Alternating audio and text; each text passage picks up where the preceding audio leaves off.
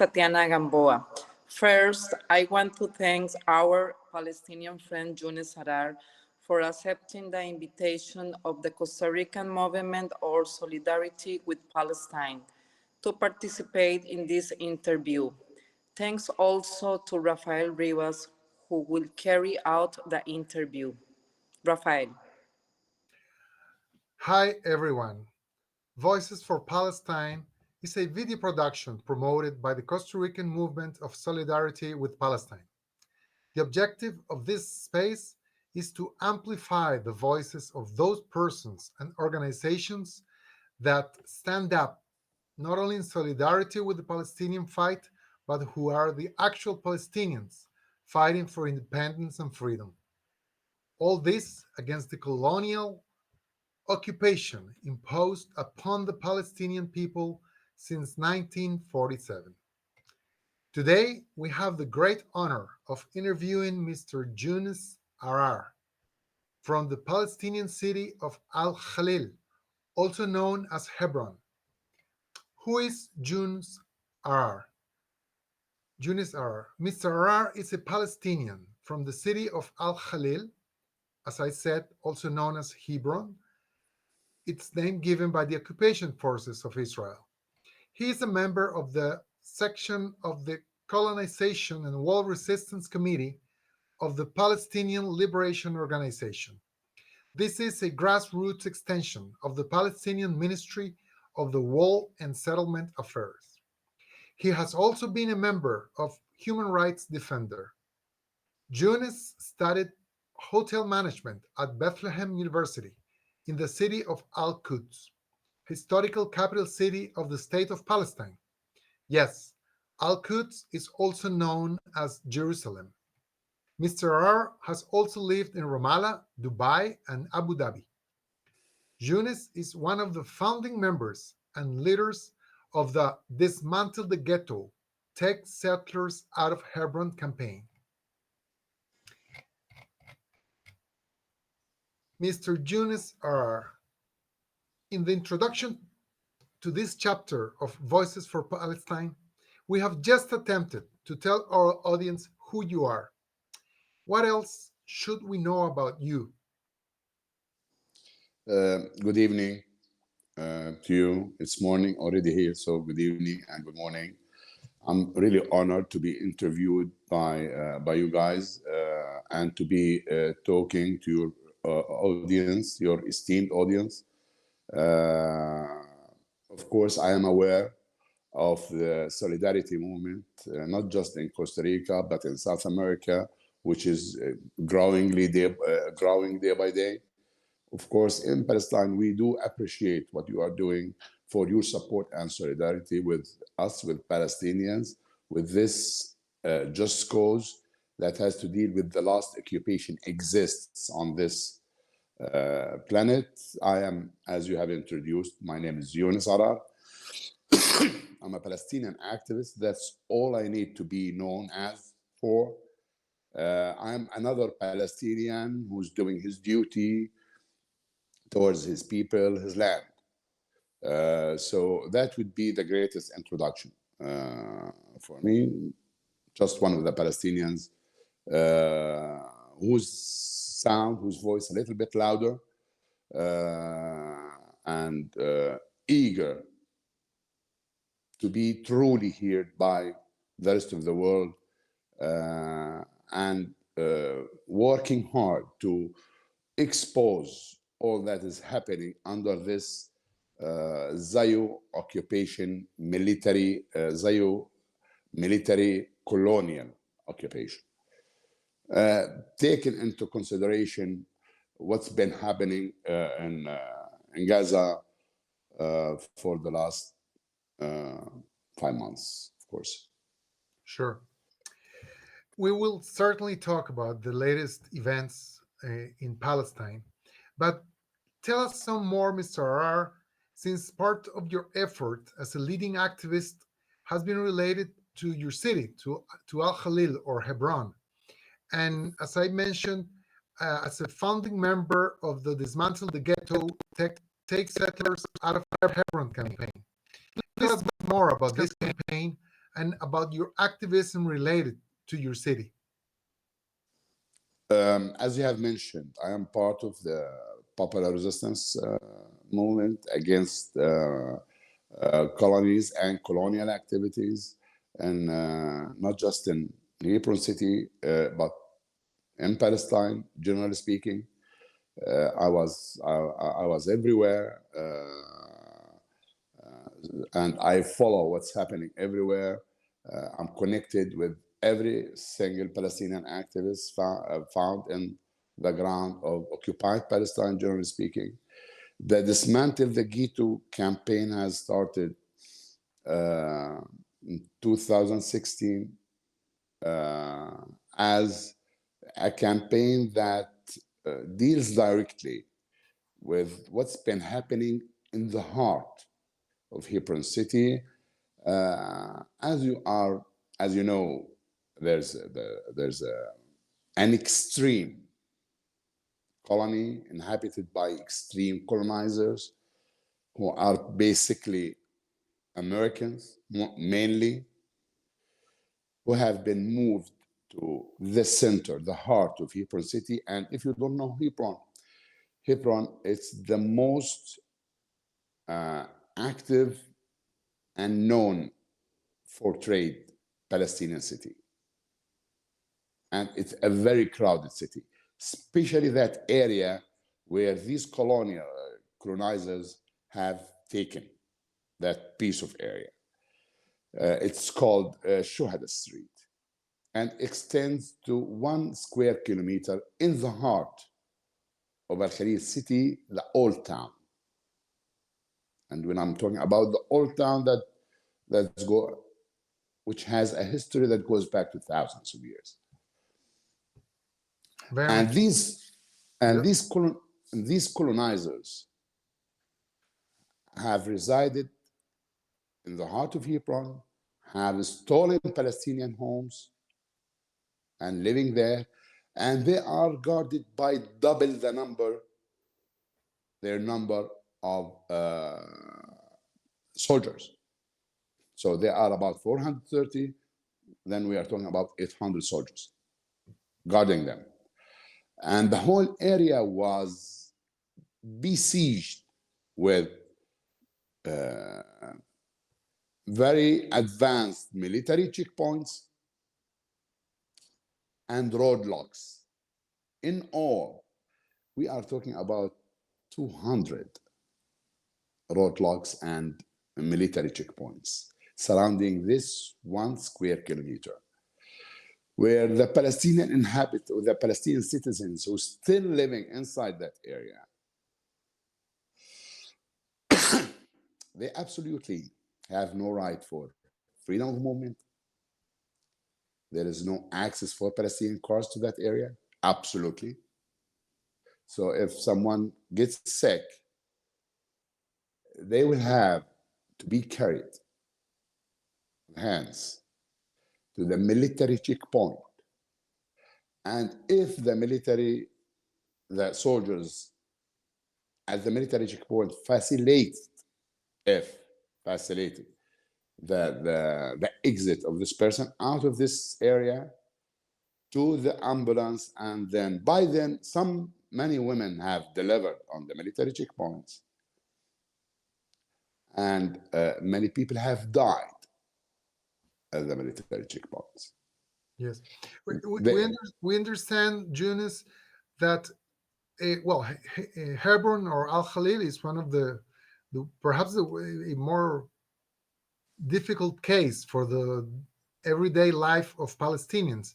But we understand that the West Bank is full of settlements, perhaps smaller in size, but having the same consequences for the Palestinian population around, meaning there are few Israelis, many, as you said very well, many of them brought from other continents to live there, and they're closely guarded by the Israeli occupation forces and make life of the Palestinians as hard as possible. That seems to be the objective, right?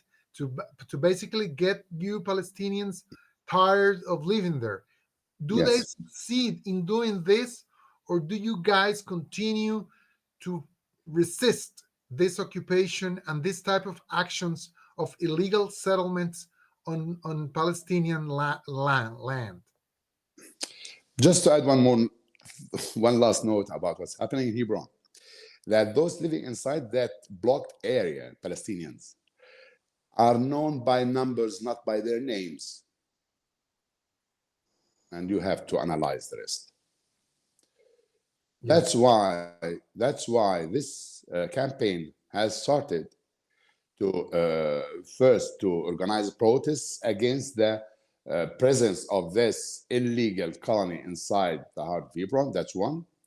And number two, to expose what they are doing in that small area all over the world. I just have to add that since October 15, 2019,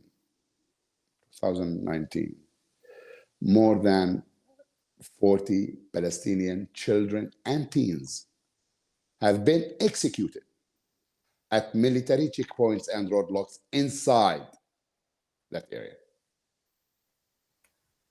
So Yeah. that's it for this. Then back to your question. Sure. Okay. Yeah. Go ahead. What's happening?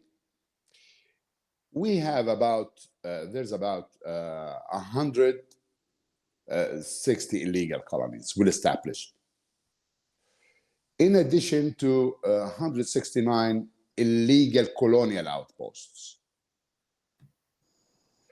that are populated by approximately 800,000 Zio occupation colonizers, Jewish colonizers, have been brought from all over the world to replace Palestinians.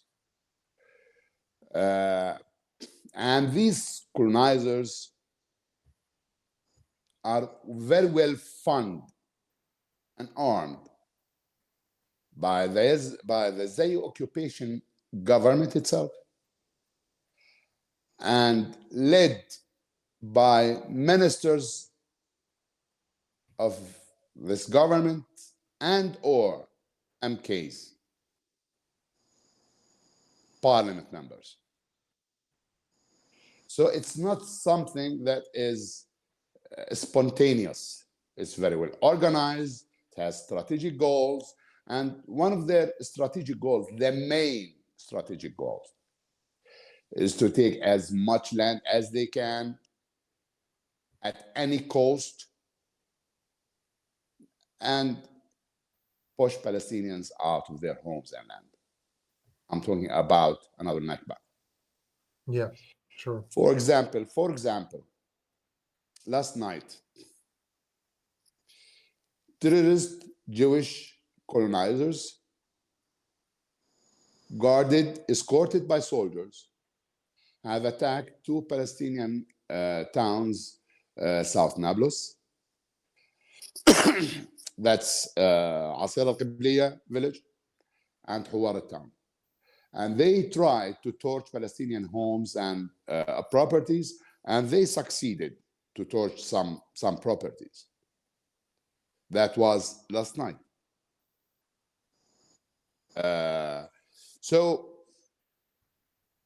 And guess what? Now, these colonizers have dual citizenships. Some of them have come from different countries in Europe, some from America, some from Australia, a lot from South America, and among other places across the world. And yet, despite all these atrocities made by them, the other government that they have its citizenship have not subject them to sanctions, which is for us another contribution by these countries to suppress Palestinians. Yes, please go ahead. Yeah. Okay.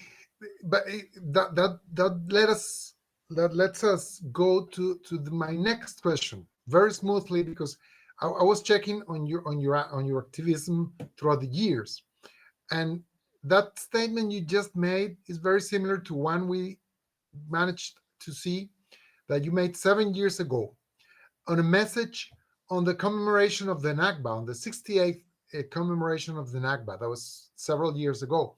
You called out the international community for having failed over and over on its duty to hold Israel accountable for the war crimes committed by its occupation forces.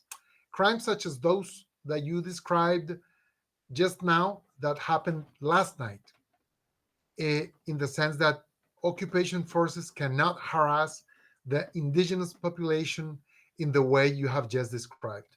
Now, I would like to ask you this, Mr. Arar. Do you believe that the current 2024 overall situation somehow signals a change in this world, in a world starting to realize and to reject Israel's crimes?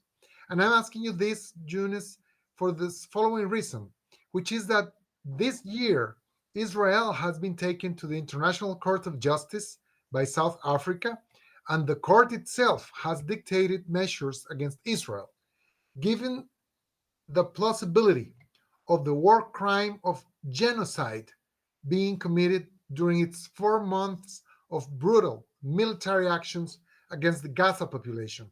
So the question is, do you somehow see a difference in how the world is starting to react towards Israeli brutality? See, I'll be very frankly about this.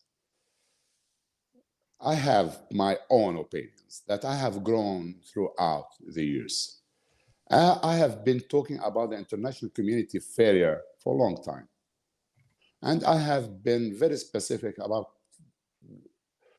reasons and why it's not yet holding Zionist occupiers accountable for their atrocities and war crimes against Palestinians that has not started on October 7, but 75 years before. Yes, I would agree with you that there has been some changes have happened among the people, not the regimes, not the policies. Yes, more people are mobilizing for Palestine. More people are aware of what's happening in Palestine and think and believe it's not just. So they have taken the streets to express their solidarity with Palestinians. And yes, again, I confirm that a lot more people have started to realize that. So I would say that, generally speaking, the public opinion on our side.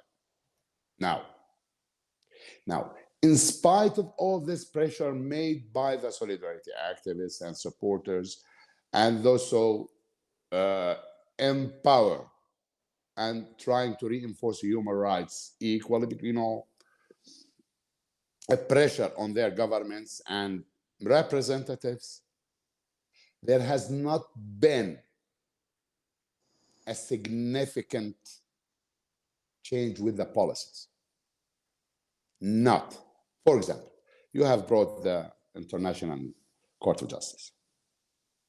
It's important what has happened, yet it was not fair.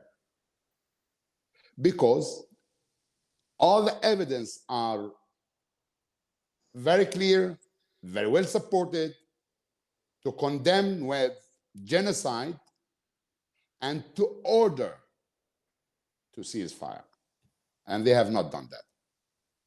Mm-hmm. Actually, they have given them an extra time to carry on with the genocide against them. It's like, okay, more aid is needed, so feed them, but kill them. Yes. Now, so this is what the International Court of Justice has done. So I do not believe yet that the international regime has done anything at all zero, to pressure Zionist occupiers. Otherwise, this huge pressure that we lie under, let's say for the last 5 months, not just in Gaza, in the West Bank, the situation is extremely bad, and we have not seen any change. So where is this called change or pressure by the international community? So no, I do not believe there's a single change. And here I have to just bring another note. See, South American countries, historically, they've been good support, not all of them, depends on the regime, but mostly good support for Palestinians. Unlike the West, yet with all the power they have as a cluster, first, they could not yet do much for Palestine as regimes, even we know that they support us. Some of them have very loud voices, and I do appreciate that, really. But a lot, thousands and thousands of colonizers and soldiers, they do come to Palestine, they reside in Palestine, they kill Palestinians, they steal their homes. That's from South America. And they go back, and they go back on yearly basis. So why they are not dealing with this problem as countries? And this is the least to do if they are standing by justice. Yes. Now, so talking about the International Court of Justice, we fully understand, and I think we share your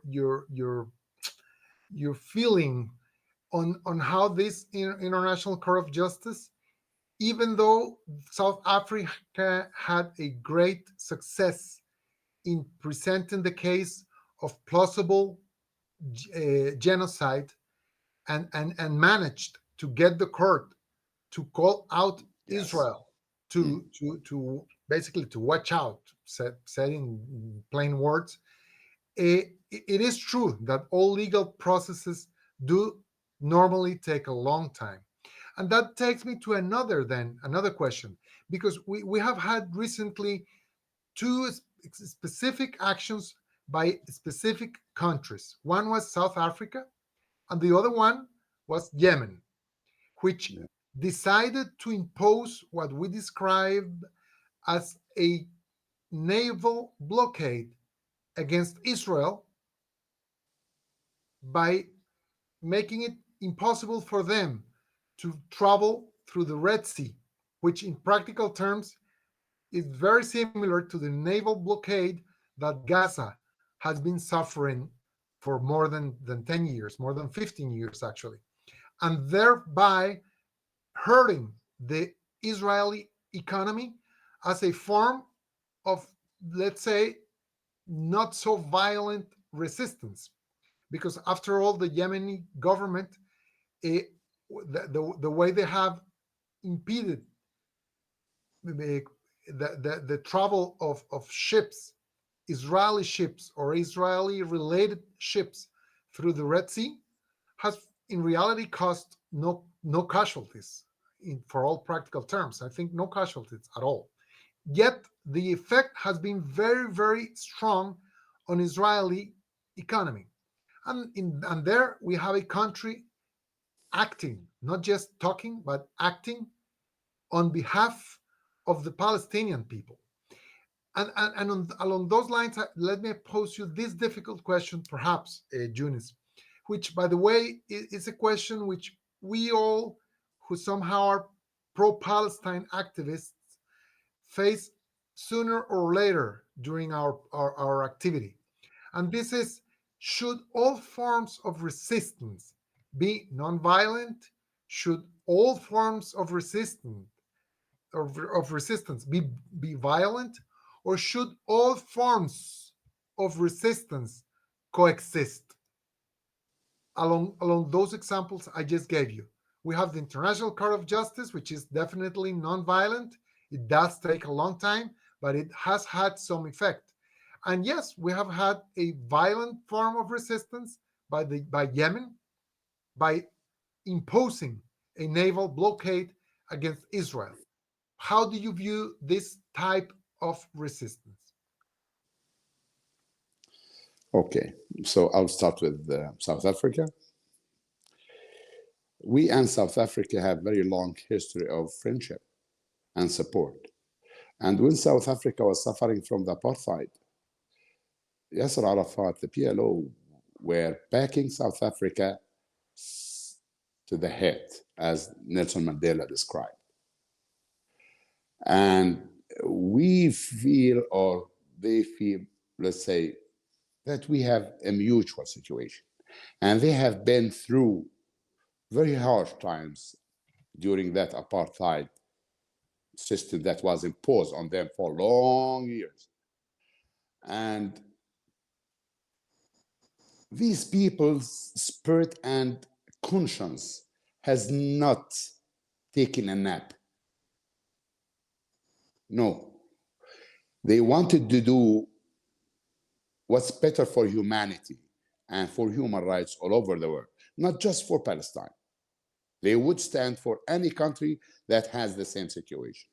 And for this, I really salute South Africa and all the such countries. So this is very important thing. Now, proceedings at the court take long time. This is not true because I have a current situation. An example. Look what has happened in Kiev, between Russia and Ukraine. The ICC, International Criminal Court, has moved in 3 weeks. We have been asking ICC for decades to move and did not do anything yet. So no, we are talking about hypocrisy and double standards, which is very viciously obvious and clear. So if the courts are intended to move very quickly, it depends on who, it will move very quickly. If not, like in our situation, it would be crawling like a turtle. So no, it's double standards is very rude and vicious, very, very obvious in a rude way. Now, as what's happening in the Red Sea, see, we do appreciate every support we get by any country, no matter what it is, how it is, in what form, but we need that support. We are aware that Yemen has their own goals, as it is part of another ally. So I won't say it's 100% for Palestinians, which is clear. I mean, for those analyzing the political situation. So they are serving part of their goals. They are using Palestine, which is fine. They are hurting the enemy, which is fine. As for sheer economic problem for Zionist occupiers, yes, there is. But there are countries that would fund the occupiers and replace what they have lost in money and arms and everything. Have their supplies suffer in the market here in Palestine? I mean, in occupied Palestine, generally speaking, not really, not significantly, because immediately they found alternatives in cooperation with other countries. Is what's happening in the Red Sea important? It's extremely important. It's important. Even we know it's part of the clash, the political and military clash, growing clash between two allies. So it's not 100%, not even 50% for Palestine, even they use Palestine. So this is what I think. When you mention the clash between two allies, you refer to I'm talking Israel and about the United States. the West, Iran, Russia, and you name it. Okay, okay. Now, So it's a proxy. It's a proxy. It's a proxy war. It's part of a proxy war. And is it all in favor of Palestinians? No. That's what I think. Again, that's what I think. okay, Is it important? Is it important? It's extremely important. It helps. It helps our situation. yeah. So that's important. About resistance, Yep. I'm getting to your last question. Go ahead. Sorry. About resistance, people under occupation, under international law, have the right to resist using any form of resistance. It's part of their right. Sure. When the West were, many countries in Europe were under the occupation of Nazis, they were occupiers at the same time. You know, they were occupied and occupiers at the same time, at that time. Like France, Italy, whatever, Holland, Deutschland, among other countries, they Right. resisted. They called it, and they resisted, and they still celebrate their resistance against. So what applies for them applies for everyone else, if I want to take it from that perspective. But generally speaking, the international law gives those oppressed, those under occupation, the right to resist. Now, to what extent this resistance should go, or to what direction, it's decided by those who are under occupation, what suits them better, what serves them better. And Palestinians have been trying so many forms of resistance, including the nonviolent struggle. I find the nonviolent struggle important. The human, it respects a human being. It's, but again, it's up to those who are under occupation to decide what serves them better. Yeah. It's not up to any other country to influence how this oppressed people go. It's not theirs to decide on behalf of Palestinians, for example. No, Palestinians, they decide for themselves what serves them better. For example, what's happening in Gaza. Let me pick up on that thought, Younes, because of course, all over the world there is great discussion as to whether there should be nonviolent resistance or armed resistance, such as the one taking place in Gaza. Aside from what you think about it, or anyone could think about it, whether it's correct or not, the fact is that the occupation forces, the Zionist regime of Israel, has definitely found great trouble to suppress, to destroy the armed resistance in Gaza. Do you think things have changed?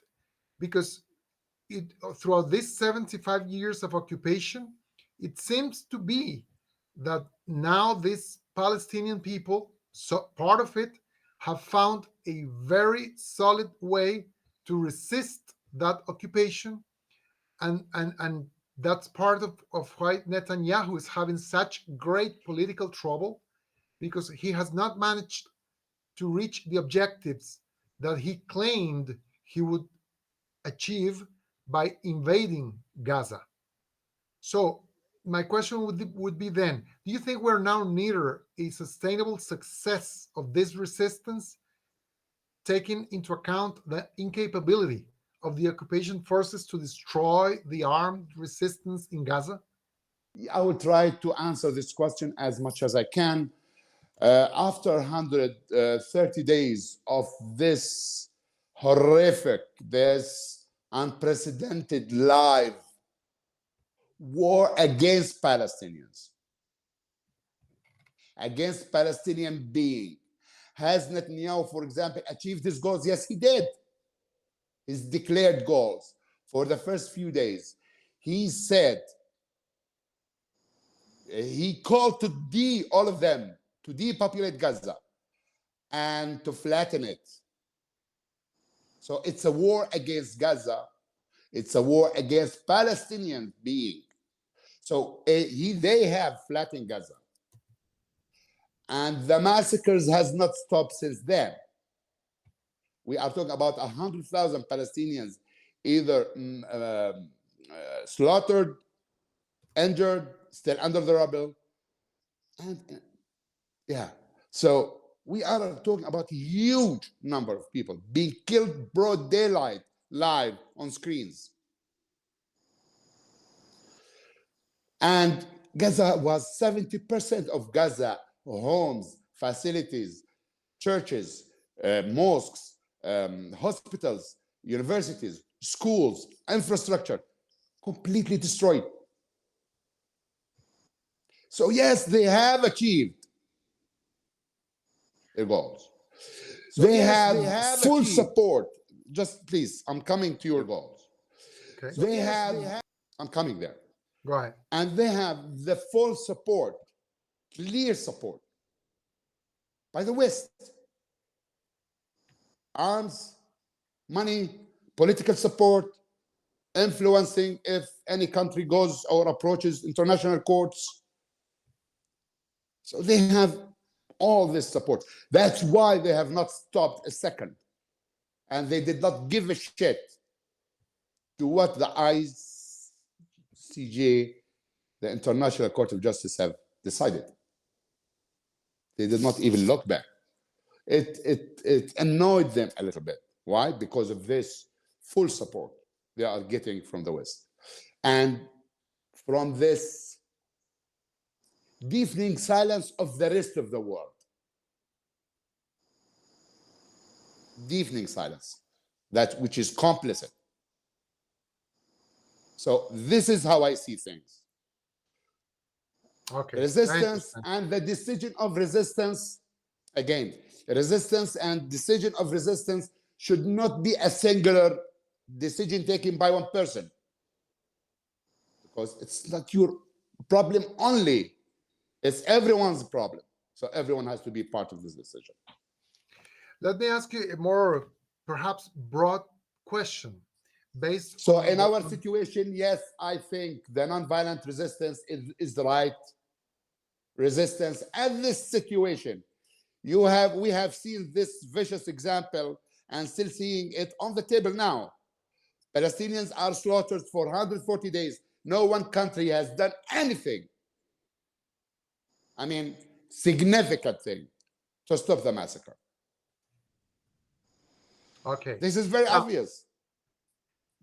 Based on this perspective, which you have just stated, which is very clear, it's a clear answer. I appreciate you for that.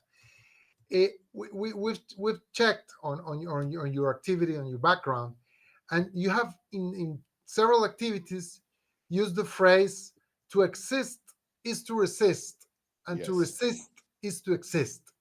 Yes. Could you share with us, Younes, how you understand such phrase and how it applies to the Palestinian cause? Okay. By the way, I have been arrested so many times. I have been shot. I have been my family members. So I'm not someone who has not suffered directly as a person from the brutality of the occupation soldiers. Given this international atmospheres and this brutality of not just this Zayed government, no, all are the same. But it depends on the dose of brutality they are experiencing and carrying out against Palestinians, but in the core, they are all the same. There's no difference between Netanyahu or the one before or the one coming after. They are all the same. So it's important to stay because they want us out. They want to force us out. And it's very clear. They call it, they say about it day and night. From day one of the occupation, they have said, land with no people for people with no land. And they are still saying it. So they have tried to convince the world that this land is empty. And this is what they want. Empty land. We should do the contrary. We should stay on our land, not 2 million people stand by the borders of Egypt, willing to flee and achieve the major goal of the Zionist occupiers.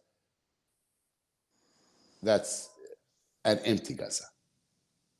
And this is what they want. So yes, existence of this situation with this international complicity, we should stay here alive. And then whatever happens, if there's any changes, then Palestinians are able to invent new ways of resistance that would serve their goals. Yes. Okay. Let me pose a very, let's say, related question, but seen from the perspective of the Zionists, of the occupiers. And I'm not talking in this case about the occupiers, meaning the military as such, nor the leaders, such as Netanyahu, who in reality is going through this war against Gaza more to stay out of prison than to really benefit Israel. And the question is the following, because I understand your plight very much. I understand how the regular Palestinian suffers a lot more than the regular occupier or Israeli, let's call it. Yeah. But the fact is that many people who did move into Israel have been moving away from Israel. Many of those, we are here in South America, we know about many Israelis from South America who moved. They did their aliyah, as you call it, Yes, go yes. back to Israel, and they returned back very rapidly because living in Israel is one of the least safe places for a Jew to live in the world. Meaning that the Israeli project, the Zionist project based on Palestinian land, has been a failure. In as much as Palestinian people do suffer, the fact is that the project itself of having a fair, free, beautiful home for the Jewish people has failed, in the sense that Israel is a place which many Israelis do not, many Jews and many Israelis do not like to live in. And this takes me to this question, Younes. Now there is no doubt. Everyone in the world knows that Israel is occupying land which was stolen from the people of Palestine. That lie that you mentioned on the a peopleless land for a peopleless land for a people without land was a total lie. There is no doubt that the owners of the land are the Palestinian people. Now, some people believe that somehow a two-state solution is the only reasonable approach to this conflict that was created, as we discussed, when the United Nations inserted artificially Israel on the Palestinian land. Others, like me in this case, we do believe, even from the perspective of the Zionists, that the really far-sighted, smart solution for Israel is to be founded once again, but this time around, Younes, on lands freely donated by countries such as the United States, Germany, or the United Kingdom, or any other country that wishes to really donate part of its land.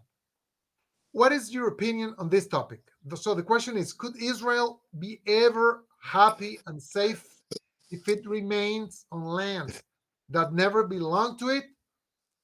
Or would declare friends of Zionism, such as United States, Germany, United Kingdom, be glad to donate a little piece of land for Israel to be duly founded for the first time? I have written that on my Facebook so many times. You are deep in love with their fascism, then take them back to your countries and make them their own state on your land, not on ours, because our land has its own people. I don't believe that they are all the time using the two-state solution. I mean, mainly in the West, those with power, but they have never done anything at all to achieve the two-state solution. And if you come to the West Bank now, it's like Swiss cheese. So many colonies everywhere. Imagine now as I'm talking now, we cannot move on our roads. All Palestinian communities in the West Bank have been dismembered and disconnected from each other, with a military checkpoint at the entrance of each single Palestinian community, from south to north, from east to west. We are 100% imprisoned inside our own communities. And we have to look for very rough roads. For me, for example, to reach from my town to Ramallah, instead of taking me 1 hour, it takes me now 5 hours, 6 hours to reach. So this is the current situation. We have become ghettos. And they are talking about two-state solution day and night, but they are not doing anything. Because the two-state solution suggests that all colonies are illegal and should move out. Actually, they are increasing. And they are not doing anything to stop the development of the colonial activity. So this is, we have had it. And yes, many of them are fleeing because they are thieves. They know they are thieves. They do not belong to this land. They don't do whatever it takes to stay, unlike us. And this land belongs to us, and we would do whatever it takes to stay. That's the difference between a thief and a landowner. And indigenous, there's a huge difference. A thief, if he senses some risk, he will run away immediately for his life. Yes. So yes, America is doing the maximum they can to support these Zionist occupiers. Why don't you give them taxes where they can start their own safely with you? You love them, they love you. Stay. That's nice. France, take France. Germany. I mean, this Schultz thing is very vicious person. He's a Nazi. This Nazi mentality have not left Germany. I mean, German regimes. Mm-hmm. They are this hostile against Palestinians. Why don't you take them to Germany? You have slaughtered them. Compensate them. In Germany, take them. But do not support the slaughter of Palestinian citizens. It's like you are supporting the Holocaust. Right. Okay. I mean, it's hard to comprehend. Yeah, I understand your passion, your passion. Uh, Younes, be clear. Time is catching up as always because we always try to keep this Voices for Palestine within the hour so that people do really go through the whole chapter. So I'd like to go for the final questions. Basically, Younes, we would like to have your opinion, especially being you not just a voice for Palestine, but a voice from Palestine. And we would like you to tell us, meaning those who are activists for Palestine in the rest of the world, how else can we help you out? Or how can we best help you? Through BDS, through social networks? How else? What is your opinion? Everything. You are doing great job already. You have been mobilizing for Palestine, educating about the situation in Palestine. But in such horrific times, we need your support and solidarity more than ever because we are being slaughtered broad daylight and nothing is changing. So we mainly need to pressure your own countries to move, to take a significant political side or decision that supports Palestinian rights, and to go as far as they can to support this just cause. That's what we really need to change countries' policies towards Palestine and Palestinian cause. And do not normalize what's happening here in Palestine nowadays. You know, this is what they count on. They want people to get used to this situation in Gaza and West Bank. No, please don't don't get used to it. Do not normalize it. We need you more on the streets. We need your mobilization more and more. We need your outreach on social media all the time to keep it alive in people's conscience and brains and everything, because literally we are being exterminated. This is a fact. And they are trying the maximum in their hands to drive us out of our land, another Nakba, to become refugees again. This is what they are doing now.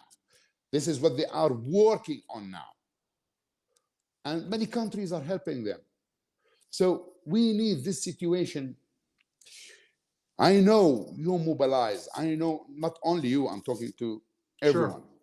Sure. We need you to pressure your MKs. We need you to pressure your governments. We need you to bring it up to mainstream media in South America, everywhere, because mainstream media is also complicit against Palestinians. And they are telling propaganda and they are telling 100% wrong info. So we need this to be cleared. And the only people who can change this situation are people, grassroots, mobilizing, writing, talking, even at certain points declaring disobedience for like few hours, or strike for 2 hours or one whole day to cripple the country. This is important. This is important. I mean, syndicates should consider that, because I know syndicates are always to the right side of history. Labor unions, yeah. Yes, you could declare strike that paralyzed the whole country's economy for one day. That will pressure the government. That's a real action. Sure. So this is what we need. Thank you very much. Thank you very much. Your message is very, very clear. And time is catching up. So with that, Mr. Younes Arar, please receive our deepest gratitude for sharing your time with Voices for Palestine. We wish you all the best for you personally and for the Palestinian people, which we admire mostly during this key moment of history when Zionism, from our perspective, is starting to be widely rejected all over the planet. Let us keep fighting. Let us keep fighting. Yes. Uh, Yeah. Perhaps Tatiana would like to go for Yeah. the closing, and of course you can talk again, Younes, if you want. Thanks so much. Once again, thank you everyone for watching and sharing this interview. Thank you all for supporting Palestine. As we say in our government, let's keep moving for Palestine. Thanks so much. I would like to add one more last thing. I greatly appreciate what you are doing, and also inviting me to talk in front of your audience about what's happening. I thank you very much for that. I'm really honored to also know you guys, except that I know Tatiana for a long time. So it's been a great honor and pleasure. I know you are doing a lot for Palestine, so keep it up. We are here. We will not move. And our victory is inevitable. It will happen. Sooner or later, it will happen. But we need to just carry on, keep up the struggle until we get there together, all together, because together we can. Together we can. So thank you very much and have a good time. It's a perfect closing. Thank you very much. Thank you all. And Thank you. continue to watch and wait for Voices for Palestine. Thank you very much. Thank you.